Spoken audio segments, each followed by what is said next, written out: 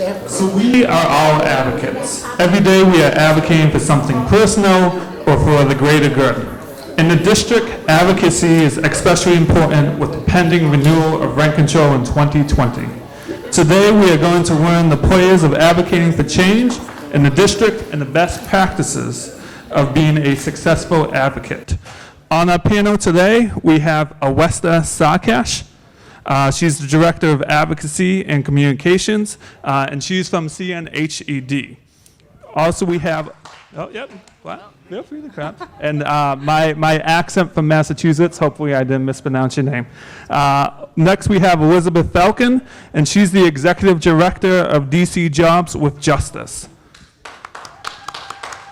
And then next panel is Patrick Gregoire, and he's the Right to Housing Organizer, and he's from 1DC. And our fourth member is missing. I think he got stuck at the popcorn and pretzels, but that's Rob Liado from TENAC. So hopefully when he shows up, he'll come onto stage. So what we're going to do is I want all of the panelist members to take the first 5 minutes for each other to talk about, one, what their organization does and what projects they're working on and how you can get involved. Oh, here's Mr. Liado. Come on stage, sir. Okay. So we're going to start off with Ms. Falcon. Hi, everyone. Is this working? Great. My name is Elizabeth Falcon. I'm the Executive Director of DC Jobs with Justice. I also used to run the Housing for All campaign, so I know a lot of you all as the powerful tenant activists that you are. Jobs with Justice is a labor community coalition. We have done things like, one, an increase in DC's minimum wage, winning sick days for everybody, including restaurant workers, making sure that there are good union contracts in DC. And we are active in the campaign in the Reclaim Rent Control campaign that hopefully, most of you guys got yellow flyers, but hopefully folks got flyers. And if you didn't, Juanita, will you raise your hand? Because I gave Juanita all the rest of my flyers. Get them from her if you want to grab them right now. But some folks might be curious about why the labor unions and other groups are so interested in rent control. And a lot of times when people talk about how DC has such a housing affordability issue, the answer is, well, we need good jobs. And we do need good jobs. But what happens if you have a union job, you have a contract where you're making $23 an hour plus benefits, you have fully paid health care, and you still can't afford to live in DC? And that's what we're seeing, right? So the folks realize that they cannot bargain with the companies to get their folks' wages up far enough to be able to stay in DC, and even people who have jobs that at previous times could have made them extremely comfortable in their housing situation in DC are also not able to afford rent. And so that's why we're part of the Reclaim Rent Control Coalition, because I have to express slight dissent with this idea that the DC Council only does things when communities advocate for them. Because they close our public schools, whether or not we advocate for them. They cut taxes for developers to build, the Line Hotel, Living Social, remember Living Social? They gave away the land at the wharf. There's not good jobs there. There's not affordable housing there. They can do all those things. Unfortunately, why they need us is to remember where good values are and to actually work on behalf of the people of the District of Columbia. And that's why we're reclaiming rent control. That's why we have that word. It's supposed to be for us. It's not supposed to be to make it easier for landlords to raise the rent on you. That is not why rent control exists. So you can get involved with us. Come to the rally that is happening on the 26th. The website that's on the bottom of the page is actually not live yet, but it'll be live on Monday.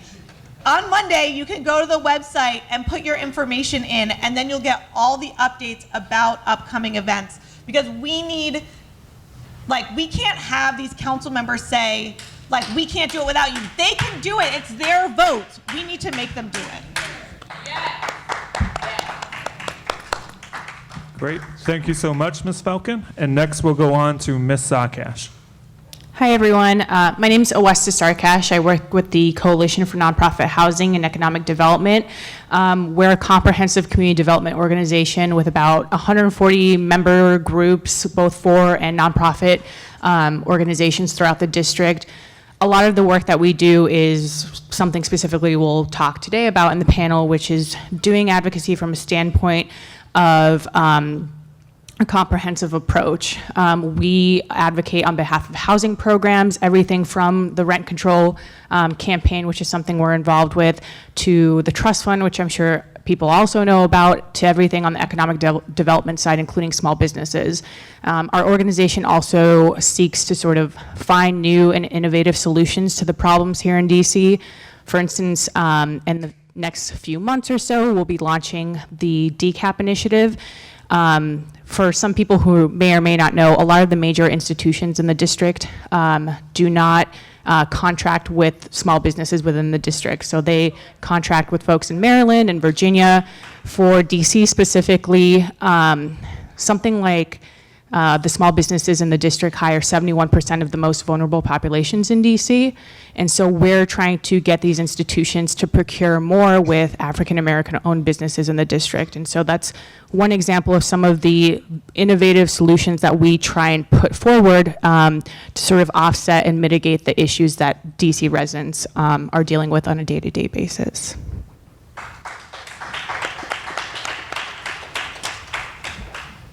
Good afternoon, everyone. Oh, can you all hear me? All right, cool. My name is Patrick Gregoire. I'm the Right to Housing organizer at 1DC. And what we do at 1DC, we are a movement building and organizing group. We primarily base build with folks. We go find folks where they are, find out about, in my case, find out about their housing situation and get them to come together. And then we do constituency building by coming together to inform folks and share a socio-political analysis so that we're all on the same page. And from there on, we do a lot of power building where we have our housing campaign, we find out what it is we're trying to change, who are the people and the institutions that can affect that change, find out, try to go talk to them nicely, and if that doesn't work, find out what it is that we got to do to put pressure on them so that the policies start reflecting the needs of the people that need it the most. And next we'll have Rob Liato. Okay, my name is Rob Liardo. Can you hear me? Yeah. I'm with the DC Tenants Advocacy Coalition, also called TENAC. We're a citywide advocacy group, and we lobby for tenants, lobby before the city council for needed tenant reforms. We publicize issues of concern to tenants in our press releases, social media, and I think one of the most important functions is we hold an election year candidates forum. So we're very much a political group, more a 501c4 instead of a 501c3. And from that forum, based usually on that candidates forum, each election, we then make endorsements, recommendations on who to vote for citywide that represent tenant concerns. We also have a tenant hotline to help tenants, and that's basically what we do. Great, thank you, Rob. Can you still hear me? So, as you can see, we have different organizations, different agendas to address and to advocate for change in the district. The first polling question we asked, did you feel you had a voice in the district? And again, how many people feel you have a voice in the district? Okay, that's not a lot, and that needs to change. And so my question to the panel is when you come across with someone who doesn't have a belief that they have a voice to be able to make change, to be able to testify in front of DC Council and have them actually hear and listen to what they're saying, what do you say to them to encourage them? And can you give some words of advice or maybe a great example on how your advocacy work changed something for the better? We'll start with you, Ms. Falcon. Okay. I was thinking about that question, the other question, the what are the most important skills question, because I think whatever your skills are, they are really important in making change. Maybe you don't like to talk to, like, you don't like to sit up here and talk, but you like to talk to your neighbors. Maybe you actually like to research and you don't really like to talk to people at all. Like, maybe you have time availability at a time that's different from other people and you could just come and be in an event and show support that way. So I think whatever way you feel moved as an individual to engage is really powerful. You know, I think about this one event really often, which is me and Juanita. Juanita, I'm going to tell a story about you. Me and Juanita live in Ward 4, and we were going around meeting with council members. We were kind of just dropping in their offices because we had written a report about the Housing Production Trust Fund, and we wanted people to know how many apartments or units of the Housing Production Trust Fund were in every single ward. And so we went to the Ward 4 Council office, which was, now she's the mayor. It was Muriel Bowser's. She was the council member at the time. And what we had learned is that her ward had the 4th most use of the Housing Production Trust Fund. And every previous meeting, the conversation had been, well, I mean, is it even working? What does it even do? And Juanita and I caught her as she was just kind of like heading out of the office and said, look, we have this report. Your ward is benefiting the 3rd most of all 8 wards in the trust fund. And Juanita was in a building that was being sold that had that needed trust fund money, and was able to talk about how her experience living at the intersection of Georgia and New Hampshire, where they built that giant fancy Safeway and the fancy apartments on top of it, her building's the one next door to it. And her commitment to staying in her ward as a senior in a diverse community. And the mayor made that her like election campaign issue, was making the Housing Production Trust Fund viable and up to $100 million. And she still talks about it. And I'm not sure she would know what it was if Juanita hadn't walked in with me.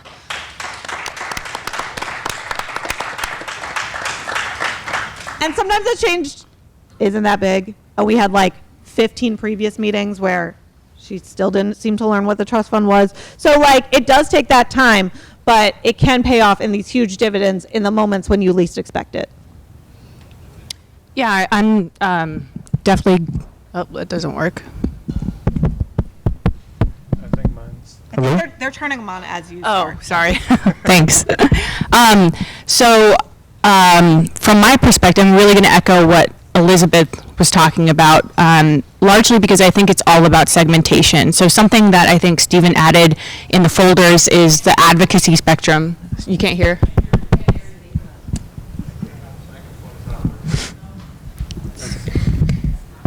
Hello, testing. All right. Okay, I'm going to try really hard to project. Yeah, it's not on. You can try this one. Yeah, let me try that. It's the speakers, not the mics. So it doesn't matter which mic. Okay. I'll just sort of reiterate, I think for advocacy and to be an advocate, what's most critical is recognizing the importance of segmentation. Like Elizabeth said, there are people who don't enjoy testifying before the council, or they would rather, send really pertinent emails and build their sphere of influence. So I don't think it necessarily matters whether you want to be incredibly active. The people who are on the lower end of the spectrum, the folks who sign up for newsletters, the people who forward emails, those people are just as effective and critical. I think sorry.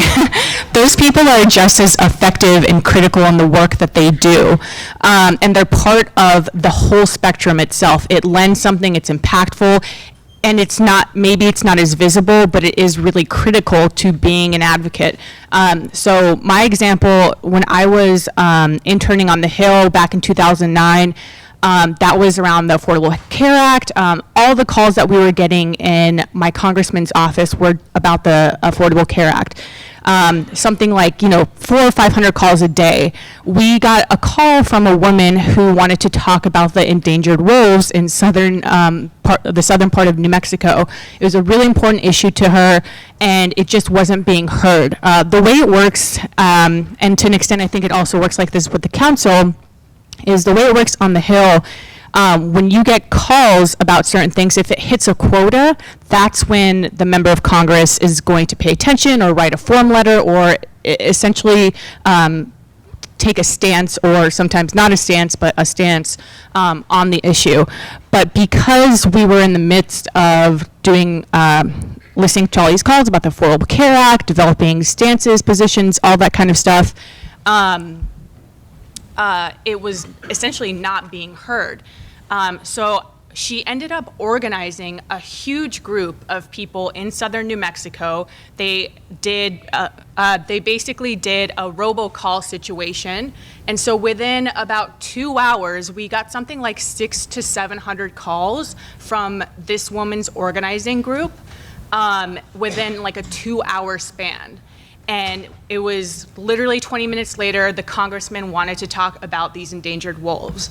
It sounds crass to say, but perseverance, communication, organizing, all those sorts of qualities that were listed are really important. And with enough of all those things meshed together, you can be a really incredible advocate. But there are also people, she made it clear, she was like, I don't want to speak very publicly about this, but there are plenty of other people who do. So it's about recognizing who are the people who are good at the thing that they're comfortable with, and using that as an organizer, using that as an advocate to really push forward and see the sort of success that you want and fold that into the goals and priorities that you have.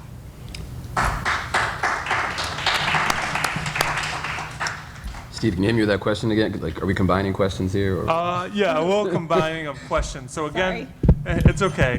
So again, the question is, how do you respond to someone who doesn't believe that their voice will be heard, and also show an example that, a success story of someone that didn't have faith but then was able to make an impact, whether how small it is or how big it was able to make a difference through their efforts? Sure. First of all, I would tell that person that you do have a voice, and in my opinion, the first thing you should do with that voice is find others like yourself that feel the same way. Because it's a numbers game, right? You either got money in numbers or you got people in numbers, and we got people power. So we got collectively come together and find one another. And what we do is we have this series of workshops called Leadership, Education for Action and Power, where we develop the socio-political consciousness of the folks that we're trying to build with, so that we're all of at least one understanding in terms of a narrative. And from there, we can start doing like direct actions and things of that nature.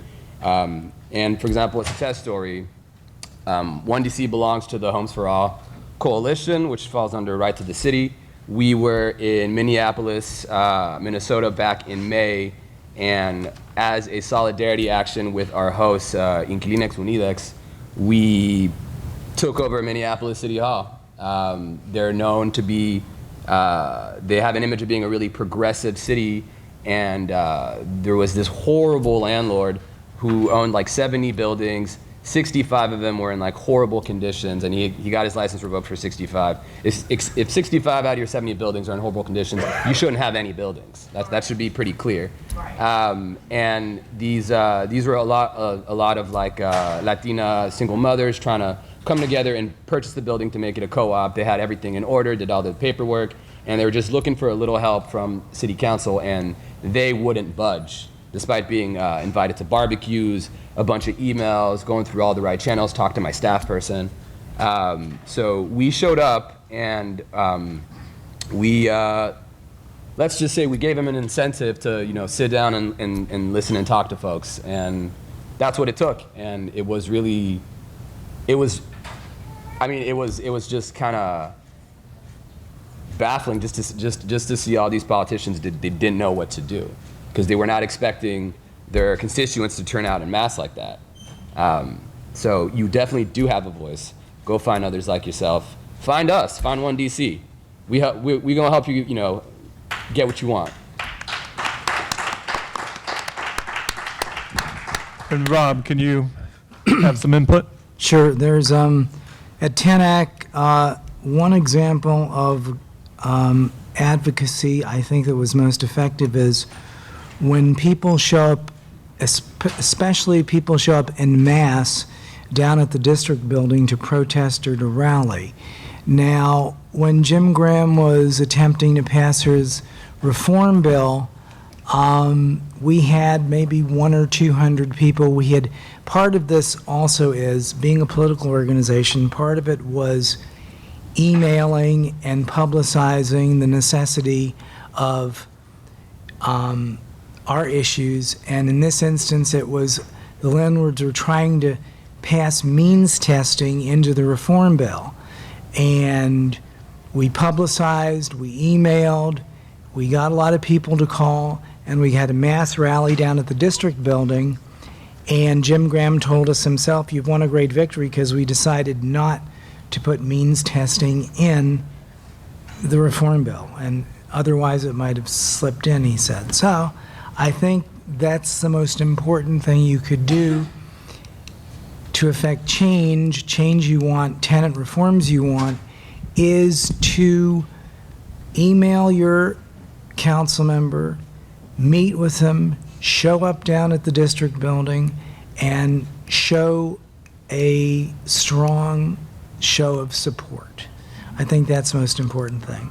Converse example is, well, the last time, this was like last year when they decided to eliminate the tenant right to buy for those who are in single-family homes. Now, we had a handful of tenants show up, and the council chamber was filled with real estate people, and they just slipped that by and eliminated the single right to buy for TOPA, right to buy for tenants for single-family dwellings. So that's another example of how a lack of show of support can allow the opposition to succeed.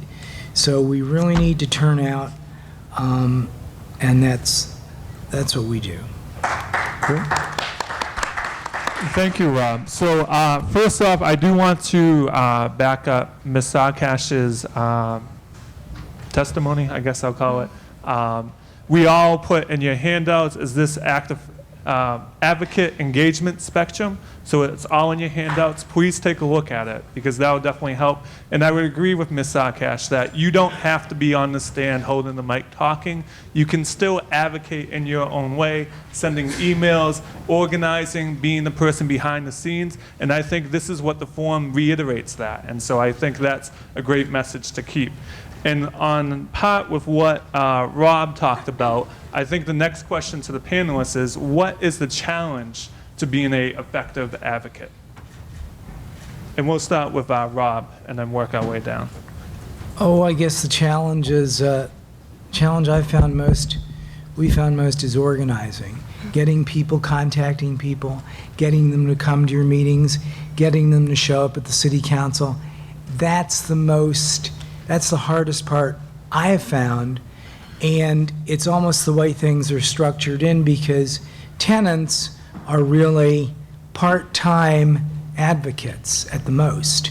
They don't have the time, for instance, that landlord lawyers do and lobbyists do to camp out down at the council all day, because they're down there. And they have the ears of the council members, and they hear them, and I'm sure it's drilled into them time and time again, day after day, what landlords need, what the developers need. Oh, we have to help. Oh, we can solve the affordable housing crisis, et cetera. And it's tough for tenants to organize. We've got jobs, careers, family, et cetera, to take care of. So I think that's the hardest part. They are being paid to do their job. Exactly. Right, exactly.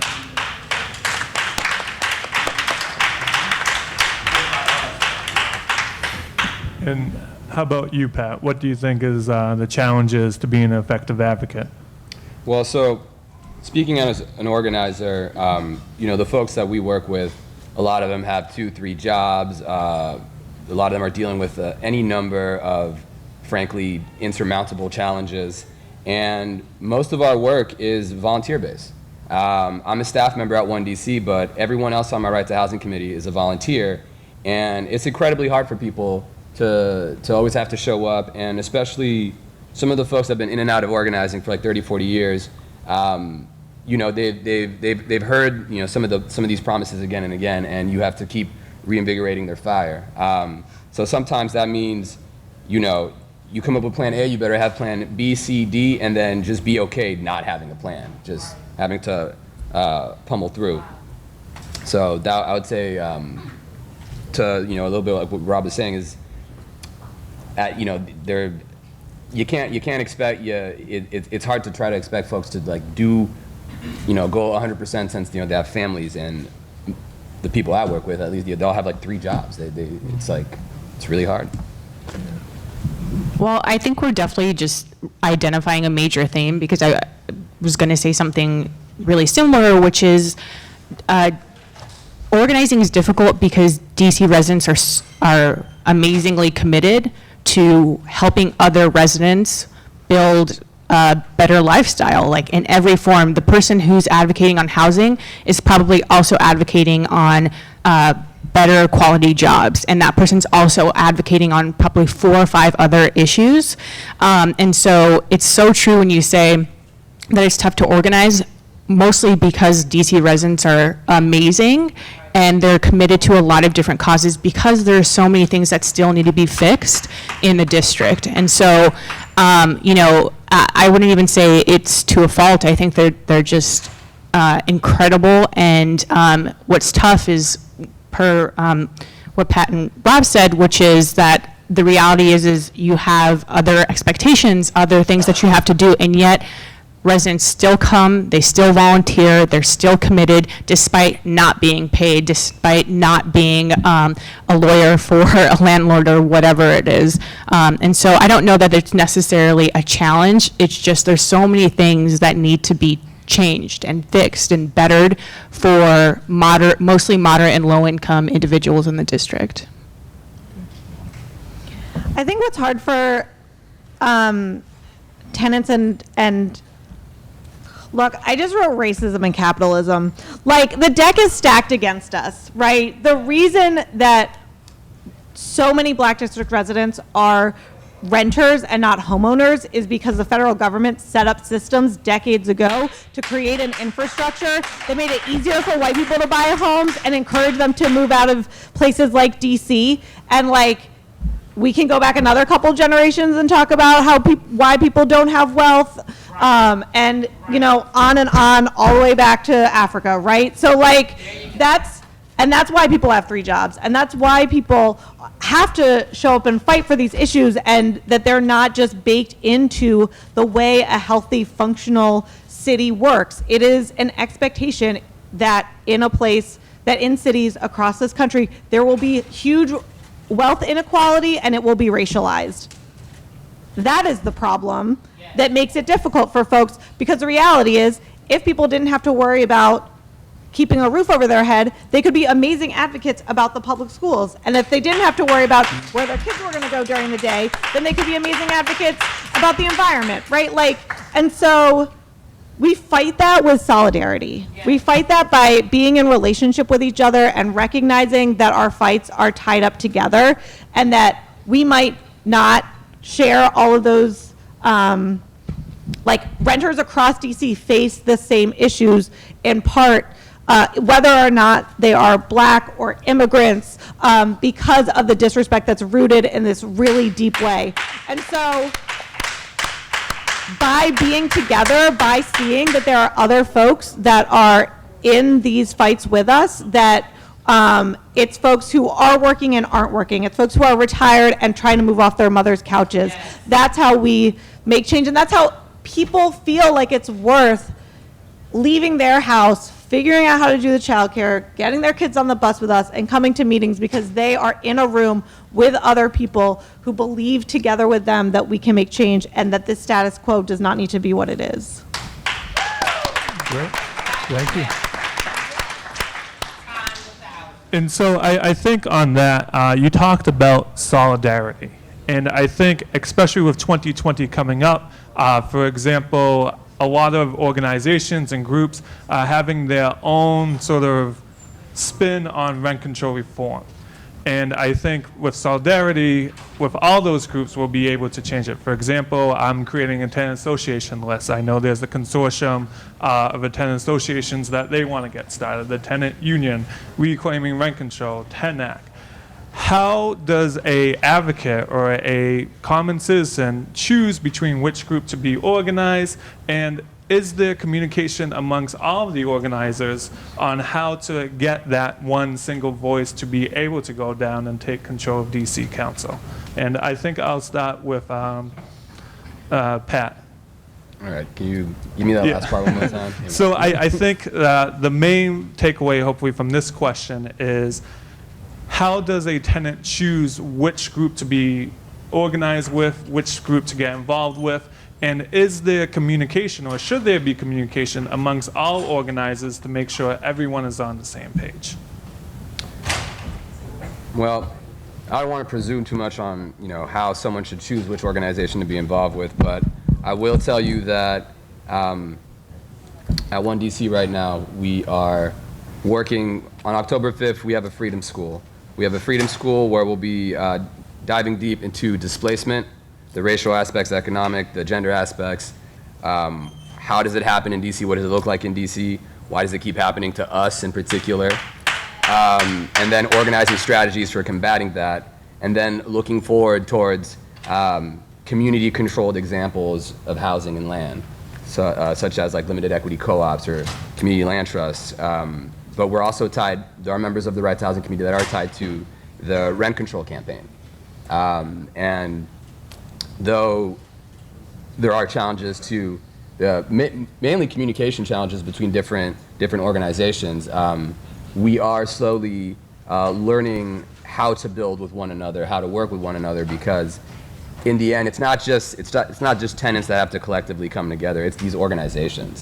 It's all these nonprofits that have to come together as well. Anyone else have anything to add? I'll say that I think one of the really critical pieces of trying to find an organization or trying to navigate what organization to engage with is talk to your neighbors and the other folks in your community, because so many DC nonprofits do very direct service sort of work. You can probably find someone in the building next to you or the small business down the street who has engaged and had good relationships, certainly with the folks on this panel, other organizations like LEDC that do really incredible tenant work. And so I would recommend just communicating with folks around you, identifying what are the things and the hardships that you're facing most, and I'm almost certain that you're going to find someone who says, I worked with so-and-so organization that does local advocacy only. They really care about DC itself, and you'll definitely get to figure out a way to really navigate how to engage with organizations. Okay, great, thank you. Anything else? No? Okay. Well, we have also for TENAC, we put in each one of your packets a membership volunteer application form, so if you'd like to sign up to be a member and or volunteer, okay? Great, thank you, Rob. So just two more questions in the essence of time. The first one is, we're in a digital age. How do you guys use social media to do outreach, and how do you reach the population that isn't on social media to be able to advocate and get involved? And we'll start with you, Ms. Sarkash. Sure. So like most organizations, a lot of the work that we do or information that we share is typically on social media platforms, most namely Twitter. For us, we like to sort of adjust some of that and do a lot more information via email distribution. We also recognize that that's not one of the best ways to communicate with folks. Not everyone has access to internet, not everyone has access to a phone where you can actually pull up an email, which is one of the reasons why this year, for the first time ever, we did a resident summit. It was a facilitated table discussions from folks from every part of the district, ward by ward, talking about what sorts of issues they care most about, And it was one of the ways that we communicate directly with residents, get their information, we synthesized all that information and gave it to the council ahead of our advocacy days so that these residents could also go and say, 2 months ago we were at a resident summit, here were the issues that we talked about, what are you going to do to change that? And then just a little other component, a logistic component, was we asked residents, what are the best ways to communicate with you? Most of them said, not social media, not through phone, call me. And most of them also said, if you're gonna do trainings, if you're gonna do workshops, then like 9 to 5 is not gonna work for us. And so it's good to reiterate those sorts of important logistics for folks because a lot of these trainings are happening at like 10 a.m. on a Wednesday or 2 p.m. on a Thursday, and that's just not helpful. We need to have more of these trainings, more of these how to write testimony, how to get involved on a Saturday. We need to provide lunch or dinner, whatever it is. We need to provide childcare so that at the very least it's less inconvenient for these residents to come to these meetings.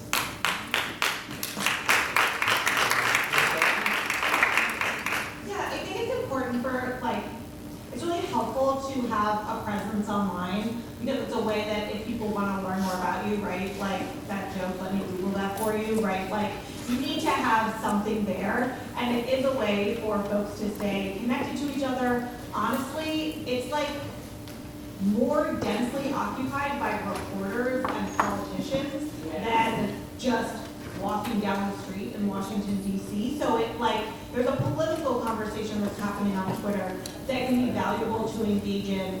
And I've seen, activists across D.C. who have a really big presence in the D.C. in conversations about policy on D.C. because of the role that they play on Twitter. That being said, that's not enough. We, I think probably somewhere between 600 and 1,000 of these flyers came today between the various organizations because we know that, you want to get things into people's hands so they can stick on their refrigerator. We also do a lot of work at Jobs of Justice on wage theft, and so we have been going to the restaurants where we're worried that wage theft is happening because not getting a sick day is a form of wage theft, and I don't know if you ever worked in restaurants, nobody ever offers you that. So we go directly to those businesses, and we hang out at the bus stops and the metro stops around where folks are working and around where they live to make sure that people know, what their rights are, what events are coming up, things like that. Obviously, language, childcare, food, all of those things are also necessary, but communicating to people where they are, and some people are in the digital space, and some people are on street corner, and some people are in both of those places, but we need to make sure that we are reaching in all of those ways. Anything to add, Laura? Well, I think she's right in terms of the most effective is personal contact and phone calls. Calling somebody, making personal contact, and phoning them, calling them. But the effective part of social media has mostly been with us, with the council members who pay attention to social media and with the reporters and email, the ones who pay attention to issues. But I'm personal touch. You do have to have social media presence and all emails, notify people, but personal touch, you can't. Great, thank you. And Pat, anything else? Sure. At one, we definitely have a robust digital outreach and monitoring tool called Nation Builder. We email blasts, we use Facebook and Instagram and all that. Though the bulk of our outreach is door knocking and phone banking. I will meet with you at 11 a.m. I'll meet with you at 8 p.m. I'll meet you wherever you're at, barbershop, your mom's apartment, at your office. And also just to be in tune with people's needs. Like on all our events, we provide childcare. We will provide transportation for those who need it. We do our best for it to be accessible to everyone, to differently able people. But nothing beats door knocking, just talking to folks. Right, and I think that's all good advice. And the last question, because we're right up against the clock, is the second question, the polling question, talked about characteristics. And so hopefully all of you can just go through and just choose what you think is the most important characteristic that the advocate can have, whether it was on the list or something that we missed. I think one thing that we forgot to put on is enthusiasm. And I want to commend you because that enthusiasm everyone should have. And I think if you have the enthusiasm, you'll be able to capture an audience and get people motivated and inspired to do some work. And so we'll start with you, Rob, and work our way down. So one word or one characteristic that you think an advocate should have. I think communication is the most important. Great. If you can communicate properly, I think it's terrific because that seems to be the, spokes vehicle for organizing and much of the others, education, outreach, etc. Pat? I would definitely say listening, and particularly active listening, learning how to do active listening, not just waiting for your turn to talk. Because that, if you've got excellent problem-solving skills, organizing skills, but you don't know the basic, the reason why people are really there, it all come to naught. Westa? I would say perseverance. I think the nature of advocacy, there's a lot of lulls, there's a lot of moments where there's uncertainty, and so I think with enough perseverance and energy and enthusiasm, you can really see success. And last, Ms. Bell. Yeah, I think the most important thing is the part about it that gives you joy and makes you feel powerful. And if you are engaged in campaigns, people will see the skills you have and push you to use them in more and different ways. But I think people only stay in movements and in campaigns if it's that they're getting something from it. And it's hard, but we do lots of things that are hard that we get something from, like going to the gym or whatever. And so figuring out for yourself what role within making change is the role that makes you feel great and that makes you feel powerful and connected to your neighbors and authoritative and grounded. And that's the thing that's most important. And let that drive you. Great. So I want to thank all of the panelists for sharing their valuable insight. I definitely learned something, and I hope that we're all in contact after this so we can definitely advocate for change. And just remember, it's on you. As I know we're all busy. I know time is something that we battle all day and every year. But the thing is, we can make time. We can try to find time to advocate for each other through meetings, working with each other. I know I go out into community not during 9 to 5, but at the evening, on the weekends, I talk with my wife. I make sure that we're all good, okay? So it's good because as advocates, we also have our own families and we want to make sure that we're at the best of our game. So we need to find that balance. But it's on you. And if you want to be the answer to change, talk to one of us. I'm always at the office. You can leave me a voicemail. I'll get back to you. Talk to one of the panelists. They are the experts, okay? I view them, and I'll definitely be in contact with you guys to see how we can collaborate. And so I think that will wrap up this session, and I'm going to invite Derek McGinty back to the stage. Just one thing, there are surveys on your table. Please fill them out and just push them in the center. Hopefully my colleagues will be able to assist me to pick them up. And the stage is Derek. Thank you, panelists, so much. Thank you. Thank you.